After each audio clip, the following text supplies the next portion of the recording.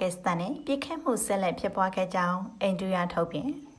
သဘောထားကွဲလွဲနေတဲ့ကက်စမီးယားဒေသမှာအိန္ဒိယနဲ့ပါကစ္စတန်ကြားနေကြားမြင်းတစ်လျှောက်ပြည်ခတ်မှုဆက်လက်ဖြစ်ပွားခဲ့တယ်လို့နယူးဒေလီစစ်တပ်ကဧပြီလ29ရက်နေ့မှာပြောခဲ့တာကို AFP သတင်းမှာဖော်ပြခဲ့ပါတယ်။ခရီးသွားပြည်သူတွေကိုပြစ်မှတ်ထားတိုက်ခိုက်မှုအပြီးတပတ်အကြာမှာနှစ်နိုင်ငံဆက်ဆံရေးကထိန်းသိမ်းလို့မရတဲ့အခြေအနေဖြစ်သွားခဲ့ပြီး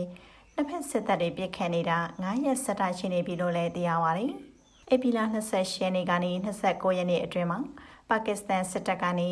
နေကြားမြင့်တစ်လျှောက်အကြောင်းမဲ့ပြစ်ခတ်မှုတွေပြုလုပ်ခဲ့ပြီး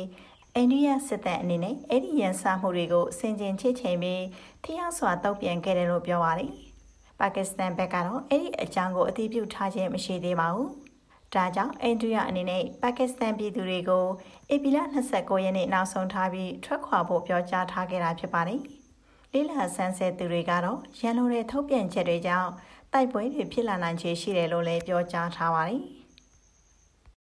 မြန်မာကွန်ရက်သတင်းမီဒီယာမှာနောက်ဆုံးရနိုင်ငံတကာသတင်းများကိုသိရှိနိုင်ဖို့ Like Share Subscribe လုပ်ပေးခြင်းဖြင့်ကူညီနိုင်ပါတယ်ရှင်။